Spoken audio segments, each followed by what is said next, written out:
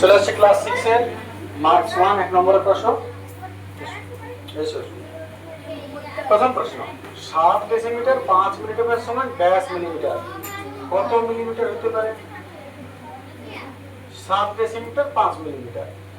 ছক ভাববো প্রথমে, তাহলে ডেসিমিটার মিলিমিটারের ছকটা যদি ভাবি, তাহলে metre, decimetre, centimetre, millimetre, metre, deci, centi, milli. এবারে 7 ডেসিমিটার, ডেসিমিটারের নিচে 7 দাও, 5 মিলিমিটার, মিলিমিটারের নিচে 5 দাও, আর ফাঁকা ঘরে গোলা দিতে হবে। এইবারে যেটা বার করতে বলেছে তারপরে দশমিক দাও, যেটা বার করতে বলবে তারপরে দশমিক মিলিমিটারের পিছনে। এইবারে দেখো কত হচ্ছে, 705। শেষে দশমিকের দাম নাই কোনো, তার মানে 705। তারপরটা 9 ভাজিত 1000 সমান কত হবে?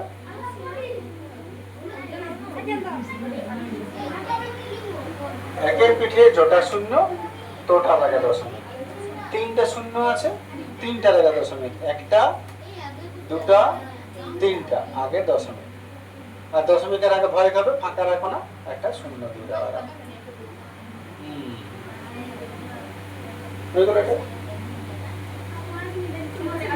0.8 কে শতকরায় প্রকাশ করো। শতকরায় প্রকাশ করতে গেলে কি করতে হবে? কত দিয়ে? 100 দিয়ে। শতকরায় প্রকাশ চাই করতে বলো 100 দিয়ে গুণ করে দাও। তাহলে যেমন এটা আছে 0.8, শতকরা বলছে 100 দিয়ে গুণ করে দাও, বাস। এবারে গুণের ক্ষেত্রে নিয়ম কি সহজে, জটা শূন্য দশমিক ত ঘর পিছিয়ে যাবে, ভাগে এগিয়ে যায়, গুণে পিছিয়ে যায়। তাহলে দুটা শূন্য দশমিক 2 ঘর পিছ করিয়ে দাও। তাহলে এই যে আছে এটা দশমিক 2 ঘর পিছ করাবো, 1 ঘর, আর একটা শূন্য দিলাম, আর 1 ঘর। দেখে নাও, তাহলে এখান থেকে 1 ঘর 2 ঘর, এইখানে চলে গেল দশমিক। আর শেষে দশমিকের কোনো দাম নাই, তাহলে সরিয়ে দাও, আর আগে শূন্যের কোনো দাম নাই। কত হলো? 80। তাহলে উত্তরটা হলো 80। আর যেহেতু শতকরায় প্রকাশ করছো, তাই পার্সেন্টেজটা দিয়ে দিবে শেষে। তারপরে ইহাকে আবৃত দশমিক প্রকাশ করা। আবৃত দশমিক বুঝতে পারছো, মাথায় কোনো চিহ্ন, পিছন দিকে আড্ডা দিতে বসো নাই সবাই। তাহলে আবৃত দশমিক কাকে বলে? যখন ভাগ করতে করতে, কি করছো তোমরা? ভালো করে বোঝাবো কি? বন্ধ করে তারপরে শুরু হয়ে যাচ্ছে, অঞ্জনা, যেমন কথার কানা না যায়। আবৃত দশমিক কাকে বলে? যখন একটা জিনিস বারবার রিপিট করো। মনে করো ভাগ করছো কোনো কিছুকে, 2.33333 দেখবে বারবার আসছে, তখন আমরা এভাবে না করে একবার মাথায় চিহ্নটা দিয়ে দিই, পয়েন্ট, তার মানে এটা বারবার আছে। এবারে অনেক সময় একটা সংখ্যা রিপিট করে এমনও কথা নয়। মনে করো তুমি কোনো কিছুর ভাগ করছো 2, 3, 5, আবার দেখবে চলতে চলতে আবার 2 আসবে, 3 আসবে, তারপর 5 আসবে, আবার 2, 3, 5 এরকম আসবে। একই জিনিস 2-3টা পর পর চলতে থাকবে। তখন সেক্ষেত্রে আবৃত্ত কি করা হয়? যেখান থেকে যতটা, সেখান থেকে ততটা আবৃত্ত দশমিক দেওয়া হয়। যেমন 2, 3, 5 রিপিট করছে দেখলে, তাহলে 2 এর মাথায় আর 5 এর মাথায় দিয়ে দিলে। তার মানে এইখান থেকে এতটা বারবার রিপিট করবে। পৌনকৌণিক বা আবৃত দশমিক দুটো পয়েন্ট বসে, তার বেশি বসানো যায় না। একটা প্রথমে, একটা শেষে, যদি একাধিক থাকে। এইখানটা লক্ষ্য করো, 7.2935935 935, এটা আবৃত করতে বলছে। লক্ষ্য করো এইখান থেকে 935 এটাকে রিপিট করলে 935, তার মানে আবৃত কোনটা? 935। তাহলে উত্তরটা কেমন করতে হবে? একবার 935 লিখবে, আর মাথায় পৌনকৌণিক এইখান থেকে এইটা দিবে। তখন উত্তরটা কেমন লিখবো? বাকিটা যেমন আছে লিখতে হবে 7.2935, আর 935 যেহেতু রিপিট করছে, দুটোর মাথায় পৌনকৌণিক। এবারে 2.5 হেক্টোমিটার সমান ড্যাশ, এখানে এক একটা চাইছে কত হবে। হেক্টর আছে, এখানে কত হবে? সহজ বুদ্ধি, আমরা দশমিক পিচ করে যাব। দেখো এইখানে দশমিক আছে, মানে মনে করি এইখানে আছে, ক ঘর পিছাচ্ছ, দেখো এইটা মানে hector, hectometre, decametre, metre, decimetre, centimetre, তাহলে এটা কি হবে? সেমি। যেখানে আছে সেইটা হেক্টর, তার থেকে জ ঘর পেছাবে তত একক পিছিয়ে যাবে। তারপর একটা রশ্মির প্রান্তবিন্দু কয়টি? যদি বলে রেখা, তো এটা হলো রেখা, ডগা দুটো আছে, প্রান্তবিন্দু মানে ডগা। কিন্তু যদি রশ্মি বলে, তার মানে এখান থেকে শুরু হয়েছে, চলছে, শেষ নয়। টর্চ জ্বালালে টর্চের বাতিটা কেমন যদি থাকে লম্বা, সেরকম। শুরুটা বলে টর্চ শুরু, কিন্তু শেষ কোথায় তুমি জানো না। যার জন্য যদি রশ্মি বলে, রশ্মির প্রান্তবিন্দু একটি, টুটি লিখে দিও না, টুটি। ইংরেজি বলছিলাম, হালকা ডিজাইন হয়ে যায়। দেখো বলছে দুটি সংখ্যা তাদের লসাগু গসাগুর মধ্যে সম্পর্ক কি? কে বলবে? দুটি সংখ্যা তাদের লসাগু গসাগুর সম্পর্ক, এটা একটা ফর্মুলা আছে, মনে পড়ছে? সম্পর্কটা হলো সংখ্যা দুটির গুণফল সমান লসাগু গুণিত সার, এটা হচ্ছে সম্পর্ক। আয়তক্ষেত্রাকার ভূমি বিশিষ্ট পিরামিডের প্রান্ত রেখা কটি? আয়তক্ষেত্রাকার পিরামিড কেমন হবে? ভূমিটা আয়তক্ষেত্র, এই একটু বাঁকা ভাবে করছে, এটা আয়তক্ষেত্রাকার ভূমি।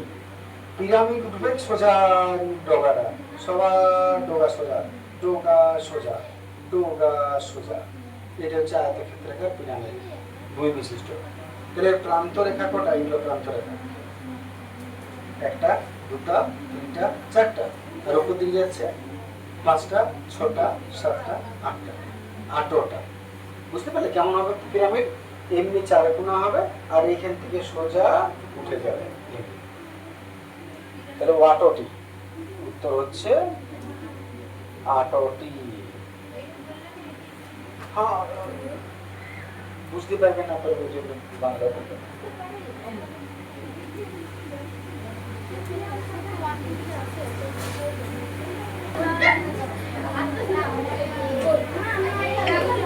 চলে আসছি 9 প্রশ্ন।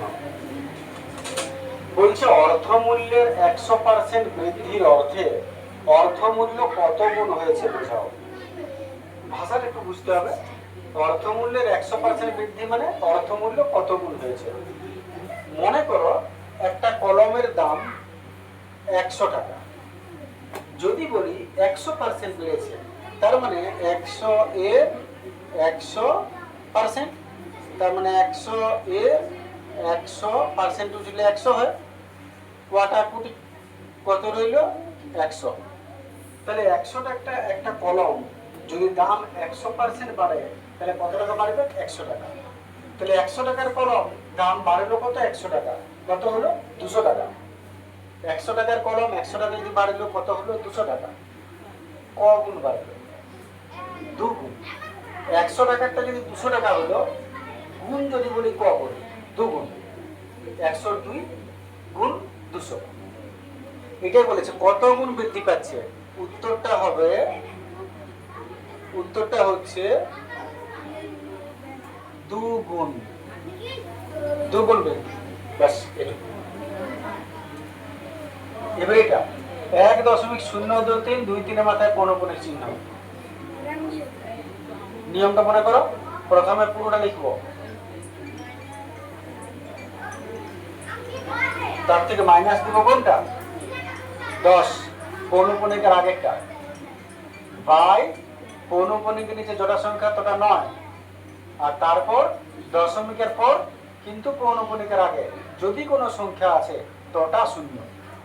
ব্যাস। 1023 থেকে 10 গেল, 1013, আর বাই 990। এবারে একটি তল দিয়ে তৈরি ঘনবস্তু ড্যাশ তল বিশিষ্ট। একটা তল দিয়ে তৈরি ঘনবস্তুর একটা উদাহরণ আগে দাও। একটাই তল যায়, যেমন চোঙ, এটা লম্ববৃত্তাকার চোঙ বলে। কটা তল গ্রামে? 3টা। একটা বক্রতল, 2টা সমতল, 3টা তল। তেমনি একটাই তল এমন একটা বস্তুর নাম করো। বল, বল, গোলক, বল। বলের একটাই তল। তাহলে ওই যে একটা তল, ওই তলটা কি তল? সমতল না বক্রতল হবে? বক্রতল। পুরোটাই বাঁকানো, না বাঁকানো হলে তো মিলবে কিনা চারদিক থেকে। তাহলে বক্রতল, বুঝছি না? এটা মানে যেটা পড়ছে এখন লক্ষ্মী ইউপি, সেটা তো আমি জানি।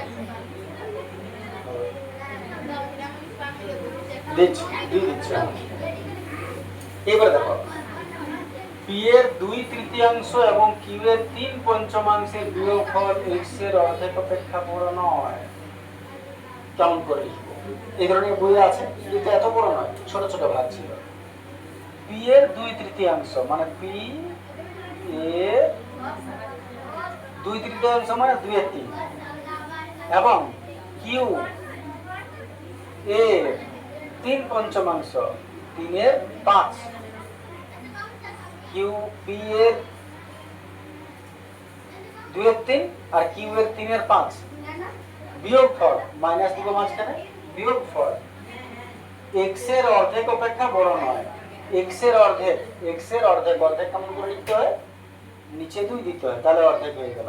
এক্স এর অর্ধেক অপেক্ষা বড়। তাহলে দেখে না আরেকবার, পি এর 2/3 এবং কিউ এর 3/5 মানে 3/5 বিয়োগফল এক্স এর অর্ধেক অপেক্ষা বড়। তাহলে এটা এক্স এর অর্ধেক অপেক্ষা বড়, আর লিখে দিব। আর তারপর আছে 9, তার মানে কেটে দিব, বড় হবে। বাস এইটি। আর একটু পরিষ্কার করে লিখো, এটা হবে 2p/3 মাইনাস 3q/5 আর greater than not greater than x/2। এটা কোন ছাত্র 25 নম্বরে 20 পেয়েছে, শতকরা কত পেয়েছে?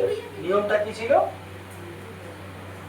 যেটা ছোট সেটা উপরে, বড়টা নিচে, আর গুণিত শতকরা করতে বলেছে 100। 4 × 100, 4 × 80%।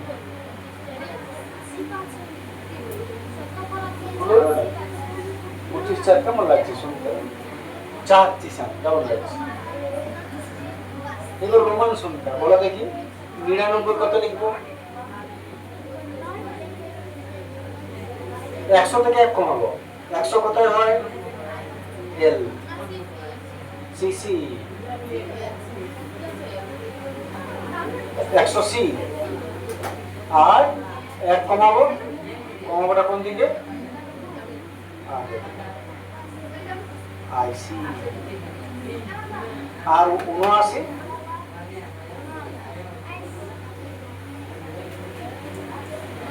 প্রথমে 75 আর 4 না, 79 মানে 80 থেকে 1 কমাবো। 80 কত হবে? 50 কত? এল। আর 50 এর পর 60, 70, 80, 3 ঘর এক্স এক্স এক্স। 50 পর 60, 70, 80, তার থেকে 1 কমাবো, সামনে 1।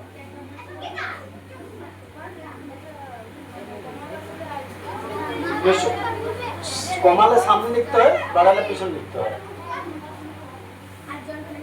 তাহলে 1 কমাতে হবে তো তাই সামনে লিখলাম, এটা 1 কমাতে হবে তাই সামনে লিখলাম।